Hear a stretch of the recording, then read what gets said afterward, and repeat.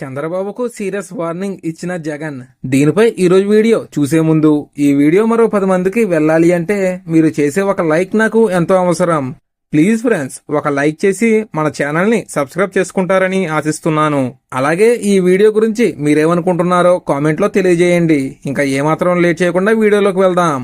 ZP chairperson Uppala హారికపై చోటు చేసుకున్న దాడి పట్ల వైఎస్ఆర్ కాంగ్రెస్ పార్టీ అధినేత మాజీ ముఖ్యమంత్రి వైఎస్ జగన్మోహన్ రెడ్డి ఘాటుగా స్పందించారు.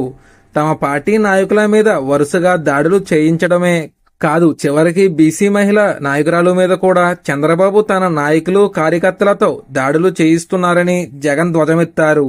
ముఖ్యమంత్రి స్థానంలో చంద్రబాబు ఉన్నారు కదా అని, చేతుల్లో అధికారం ఉంది కదా అని, పోలీసులు ఎలా చెప్తే అలా వింటున్నారు కదా అని దాడులు చేయించడం గొప్పగా భావిస్తున్నారని విమర్శించారు.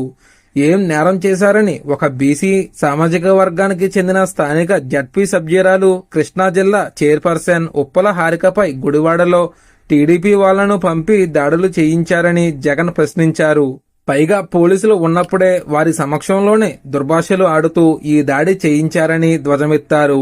ఒక రాజకీయ పార్టీగా తమ కార్యక్రమాలు తాము చేసుకోకూడదా? ఆ కార్యక్రమాలకు పార్టీ నాయకులు, మహిళా నాయకురాలు హాజరు కాకూడదా?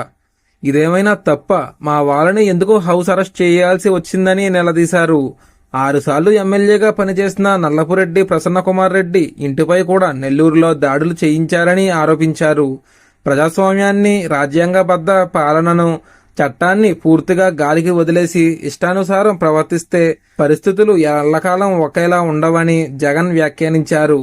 అన్నీ మారినప్పుడు ఇప్పుడు చేస్తున్న దుర్మార్గాలకు, దారుణాలకు, అన్యాయాలకు మీరు బాధ్యత వహించాల్సి ఉంటుందని ప్రజల తరపున హెచ్చరిస్తున్నానని చెప్పారు. ఇది ఫ్రెండ్స్ ఈరోజు video. Thank you for watching.